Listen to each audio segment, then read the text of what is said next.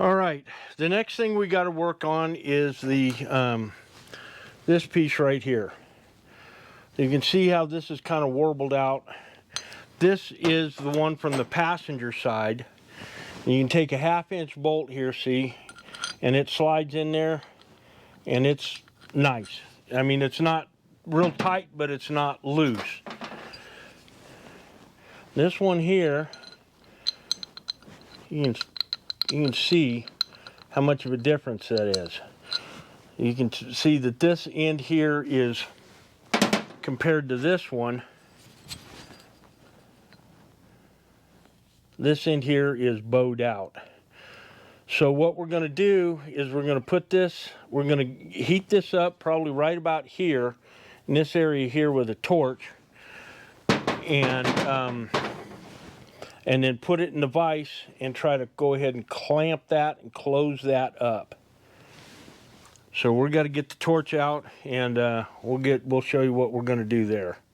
Okay, right about now is when we lost audio. So I'm going to narrate kind of what I'm doing here. And what I'm doing is I'm explaining that I'm going to take the torch and heat the bracket up, and then I'm going to take that 1/2 inch bolt, stuff it in the bracket once the bracket's nice and hot, put it in the vise, and then clamp it down to go ahead and get that bracket to conform around the bolt.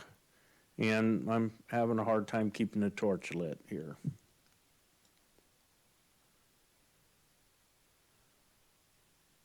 I'll give it a little bit more acetylene and slowly creep up on the oxygen, and then that'll go ahead and do it.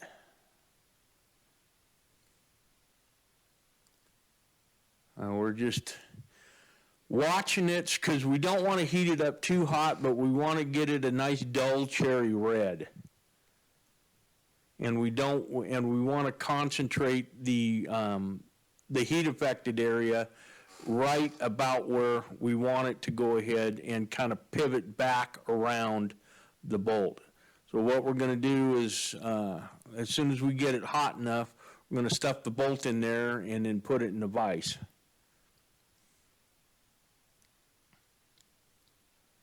Oh, it's starting to heat up nice now. But what we don't want to do, obviously, is to start melting the steel.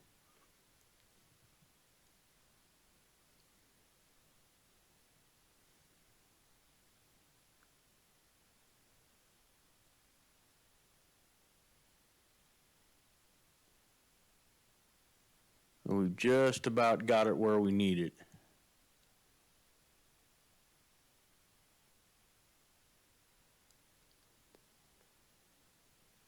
We'll stuff the bolt in there, and that bracket's pretty warm, and those TIG gloves are not quite thick enough for me to have been grabbing on that.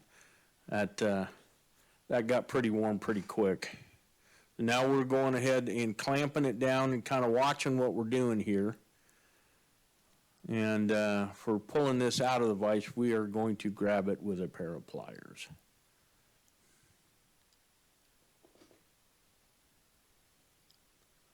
The bolt slides out nice and easy. We're just going to set it back in the vise and let things cool back down.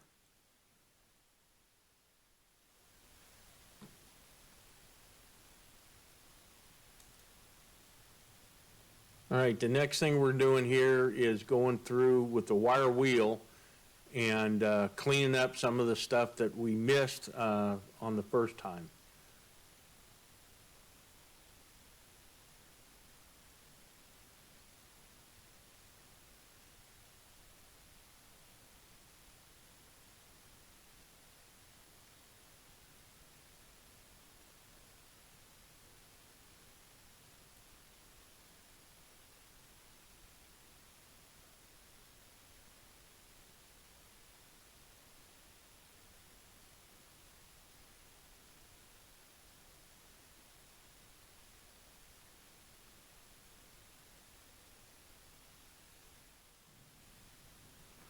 Okay, now that we're done with the wire wheel, we've come back out with a little air-powered jitterbug sander.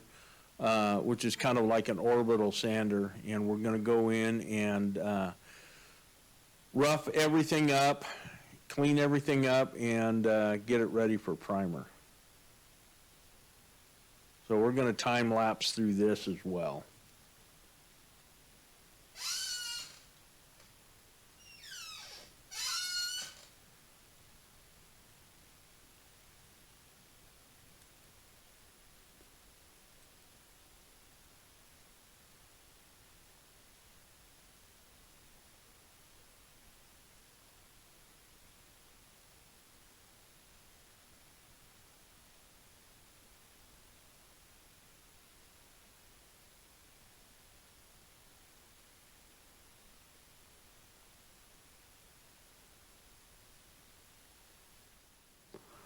So once we got done with sanding it, we went ahead and wiped it down with some acetone. This is before I got the wax and grease remover. And that's just to go ahead and degrease everything. We also had to degrease where some of the penetrating oil, where some of the JB or PB blaster had, we'd sprayed some of that on there to get that busted screw out. All right, now we're masking everything off, and we're going to hit it with a coat of primer. One of the things that I did discover is that I should have gone ahead and masked it a little bit better, because we did get a little bit of overspray, but I was able to clean that up somewhat.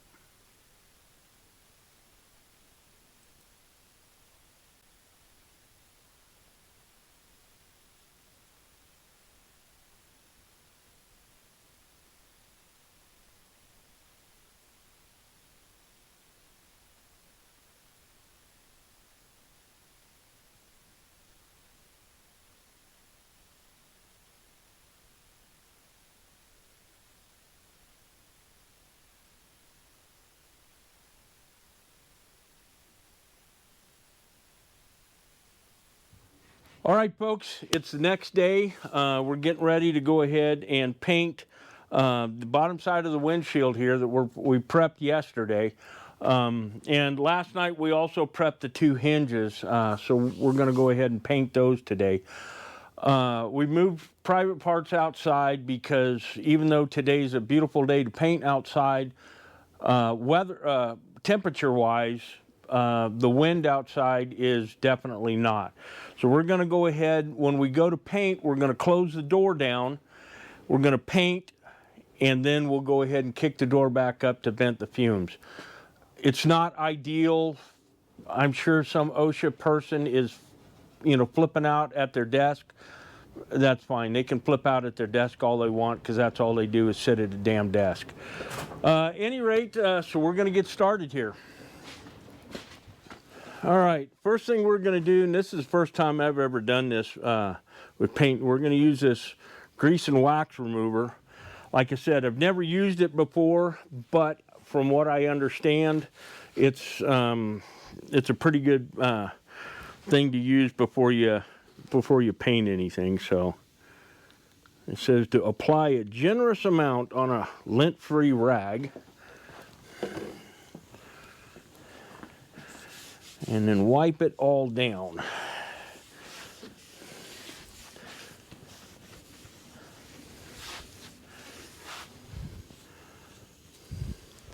Now this does not smell like any kind of a solvent or anything else like that.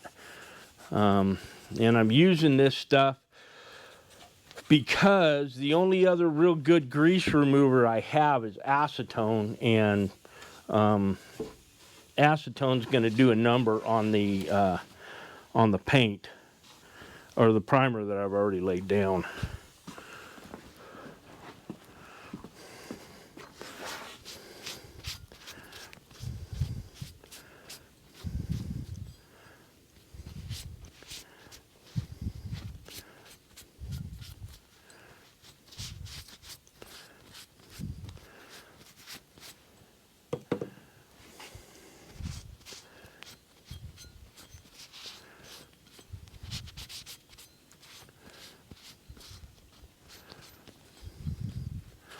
And it is so difficult to go ahead and do this right now just this, knowing that there's so much more that needs to be done on private parts,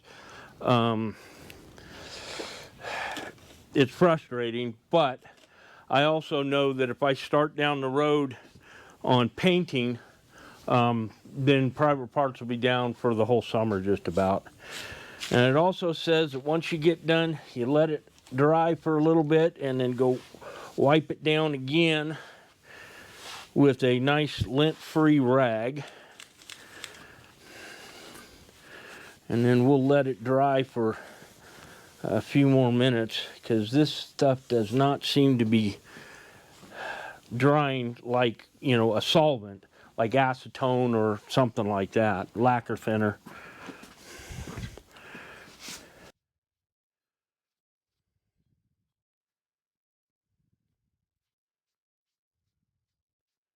This paint that I'm using is, it's a World War II semi-gloss. 23070 is the paint code for it, so it's kind of a darker green. The stuff that I'm using is made by Rapco, or made by Gillespie Coatings, and I bought it at an outfit called Rapco. And so you can find, they're not sponsored, I'm not sponsored by them, hell, I'm not sponsored by anybody. But you know, they make a good product. I've used their paints on a lot of things over the years. Oh, good grief. No wonder why I had these gloves set aside somewhere, because they're frickin' way too small. But it's easier than cleaning paint off of my hands.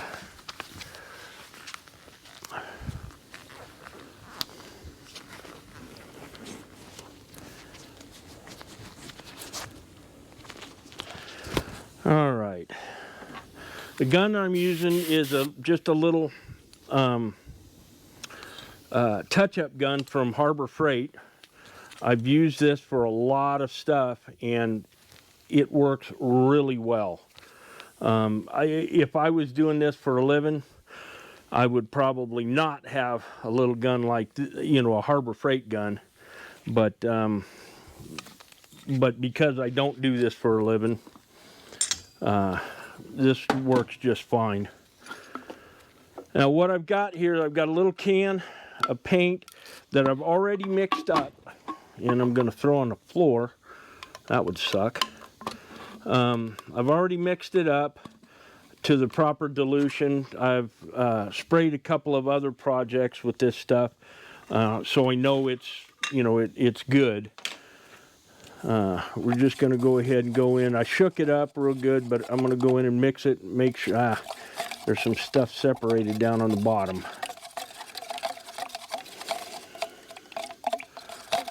So that's one thing you want to make sure of, is that your paint is thoroughly mixed. And you can also get rattle cans of this stuff through Rapco. And the rattle cans, you know, honestly, the reason why I'm doing this, you know, mixing it up through the gun today, is because I don't have any rattle cans. Otherwise, I'd be doing it with a rattle can. Okay, that is all mixed up.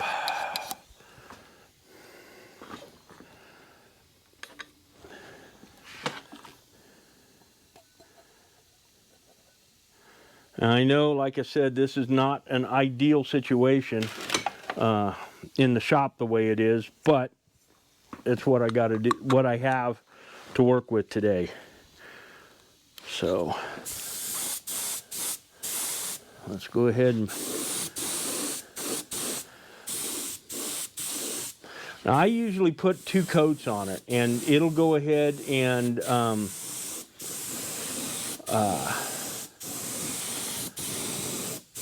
you know, it'll dry. You know, you give it about 5 minutes between coats, and you know, it dries fairly well. So what I'll do is I'll shoot the bottom of the windshield frame here, then go over do those.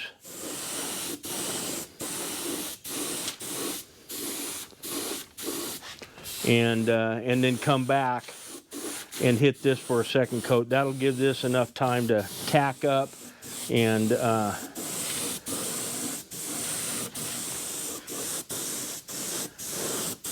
be ready for the next coat.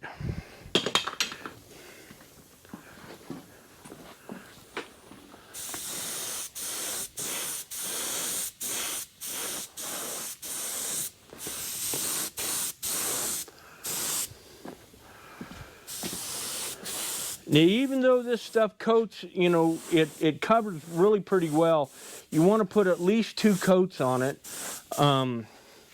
especially, you know, in areas where it's going to see a lot of wear, where you're going to be, you know, moving pins in and out and things like that. Now, you know, this is going to, you know, eventually take the paint off of the inside of the hinges.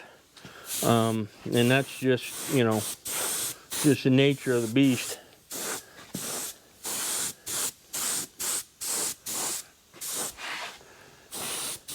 So we'll let that stuff dry for a little bit, and then we'll flip it over, do the other side again, do the other side, and then we'll come back.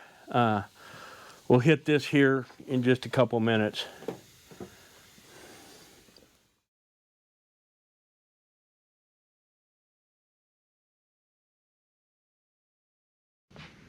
All right, you can see that looks a whole lot better than it did. And since this coat still has a little bit of time to dry, and we'll give it another probably 10-15 minutes for the hinges over here, because we need to put a second coat on these.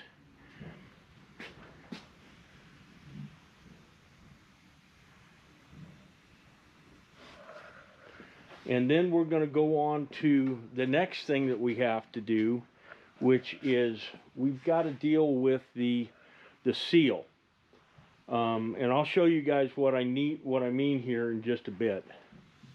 Okay, while the windshield frame is drying, we're going to work on the seal here. And you can see this is a used seal.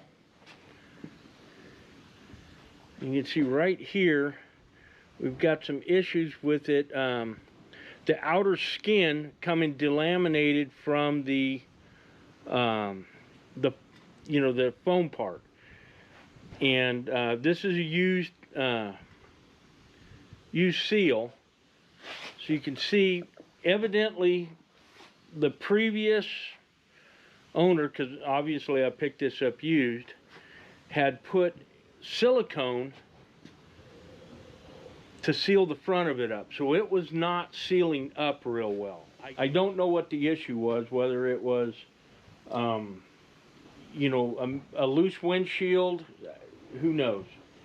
So what we're going to do is we're going to go ahead and clean this up real well using this wax and grease remover, and then we're going to try using some Flex Seal on it. Flex Seal in a can, you've seen the commercials for it. So we're going to give that a try. I don't know how well it's going to work. If it doesn't work, and it, you know, it's not going to, I know it's not going to dissolve anything here, but you know, we'll see whether it's able to seal the cowl up.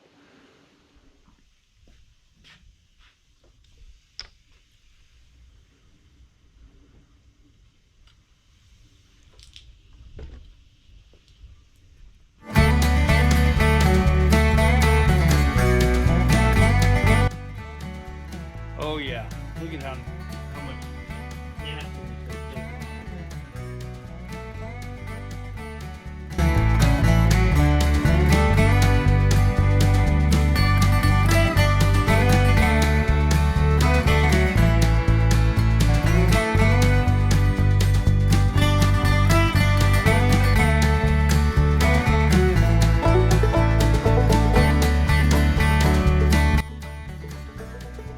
Alright, we're obviously going to have to do this more than once.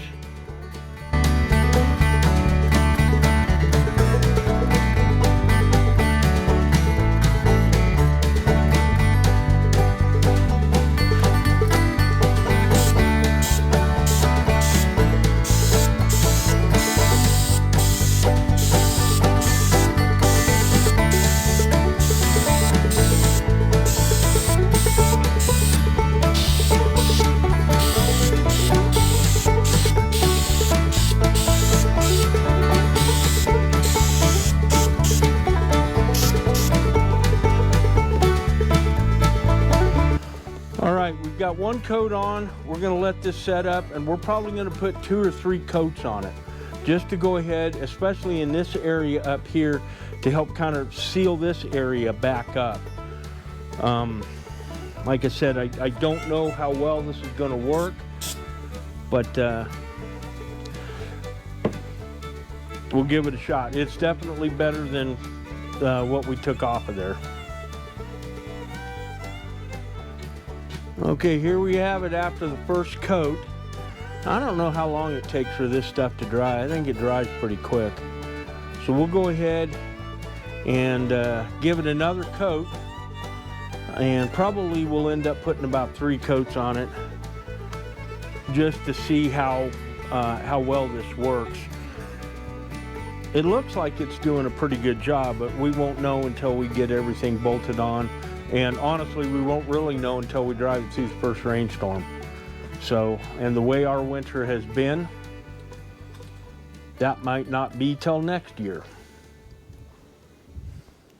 All right, folks, while I've been sitting waiting for paint to dry, I came out here to take a look at the cowl and assess whether or not we needed to do you know, a little strip repaint here on the cowl.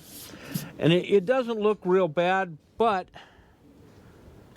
those windshield brackets are A2 windshield brackets.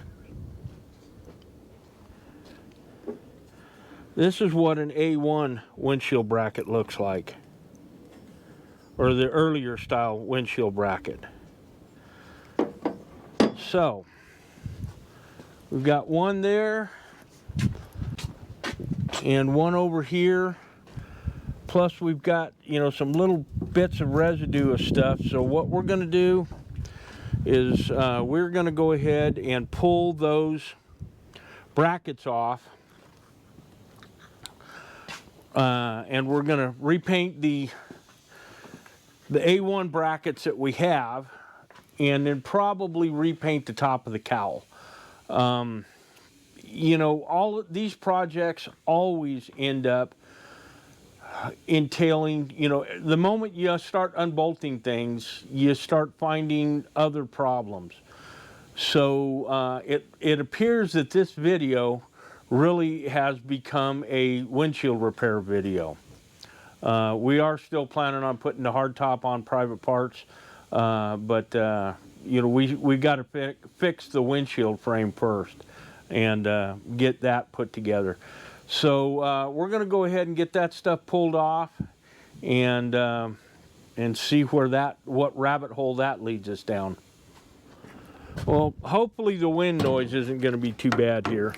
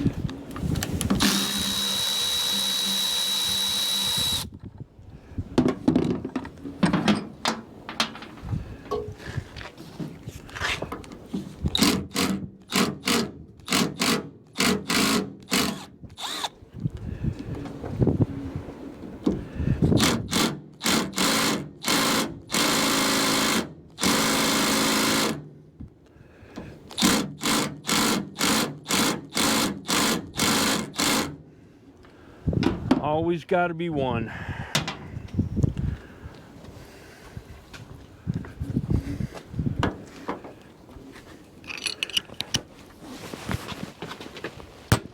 There we go.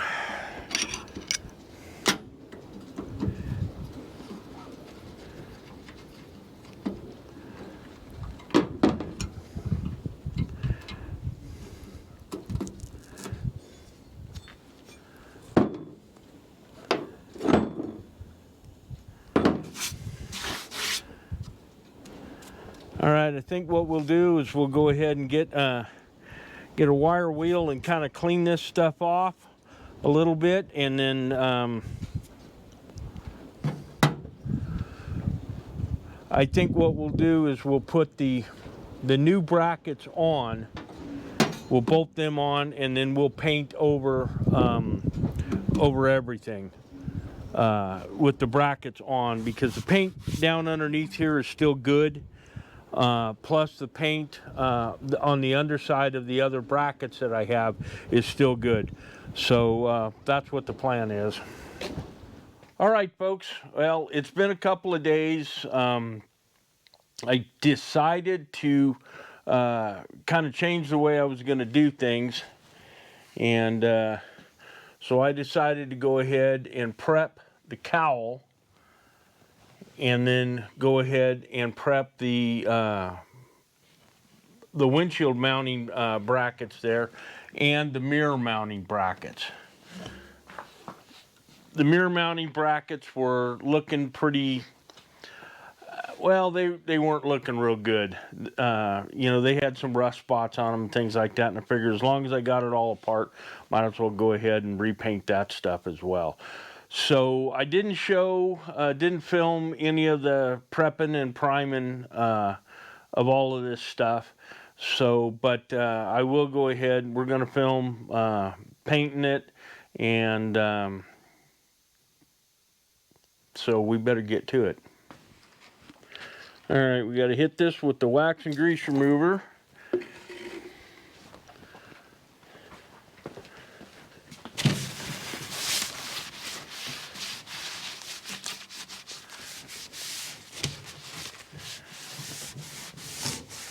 I mean, eventually I want to go ahead and do a complete repaint on private parts here. But, like I said, that's probably not going to happen until the fall. But this wax and grease remover, this is really nice because it will go ahead and what it's doing, and I can see it on the rag, is some of the little paint particulates from priming it. You know, it kind of forms a dust, and that dust you know, will go ahead and keep the paint from sticking. So I am not a professional painter by any stretch of the imagination. But I have learned a few lessons over the years. Unfortunately, because the temperatures that we're having here, and we're actually having above average temperatures, but it's still, you know, cold enough that it creates problems, you know, with paint curing and paint drying. It just takes a long time for this paint, it's a semi-gloss paint, to cure fully. So it's probably going to be another 4 or 5 days. Well, maybe not 4 or 5, but at least 3 or 4 days before I can start reassembling any of this stuff. I'll be able to pull the tape off later this afternoon, but I won't be able to reassemble any of this stuff until the paint is fully cured.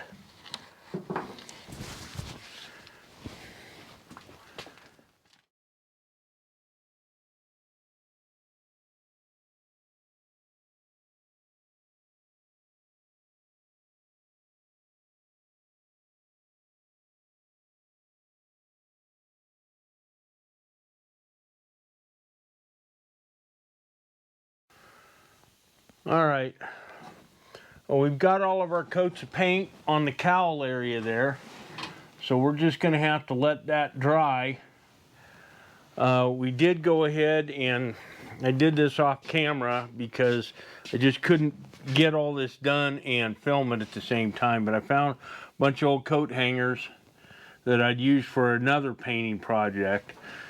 Painted all this stuff. And then I've got it hanging on these the auxiliary light bracket. So once that stuff tacks up a little bit better, we're going to take it into my office. I've got a spot in the office where I can hang paint like that. So once it's gassed out enough so it doesn't have some really obnoxious fumes, then we're going to take it in there where that, you know, outside here in the shop, it's about 50 degrees, between 50 and 55 degrees. Inside there, that's running at about 70 to 72 degrees. So the paint for the little parts are going to cure a lot faster. Unfortunately, you know, we still have to wait on the, you know, for probably 3 or 4 days for this stuff here to dry and to go ahead and get this fully cured, because even though, you know, it's you know, feels dry to the touch, you can still feel just a little bit of, you know, kind of a tack to it, and so it's not fully cured. And what'll happen is if I go ahead and put the windshield back on and the seal back on, what that's going to do is that the seal is going to bond to the paint. And you know, the when I go to replace it, which I'm hoping, you know, at some point in time I'll be able to find a replacement, a suitable replacement for that, you know, a new old stock one. Eventually one will turn up, and you know, then I can go ahead and replace it with a new one, and that'll come around the time that I do a complete repaint on it. You know, because, you know, I'm gonna try to hit these and touch these areas up, but that'll come on a different video. But you can see whoever did the restoration on Private Parts loved his Bondo. And, you know, all I can say is this, is that, you know, Bondo, I'm not a body man. I don't do, you know, paint and body work for a living. Not by a long shot. But everything that I've had, you know, where, you know, the Bondo's been caked on really thick, it's cracked. You know, over time it'll crack, and then water gets down in underneath it, and that's the reason why this stuff is coming up the way it is. And I've gone ahead and touched up this stuff on the hood before, sanded it down, kind of feathered it in, and it's just, you know, it just you know, will create more problems. You know, it looks good for a little while, but in the long run, it creates way more problems than it solves. So, say no to Bondo. All right, I think that's going to about do it for this video this week. Next week, we're going to be putting the windshield all back together, reassembling everything, and then starting to fit the hardtop. Now, we are going to have some issues in that we've got radio mounts on both sponsons. We also have the antennas, so we're going to have to fix some stuff with that. But that'll be for the next week's video. So at any rate, thank you all for watching. Please remember to like, share, and subscribe, and leave a comment. You know, if you like what I'm doing, you know, leave comment. If you've got some suggestions, I'm open to suggestions. So at any rate, thanks again for watching. Well, the paint color doesn't match real well. It'll be all right.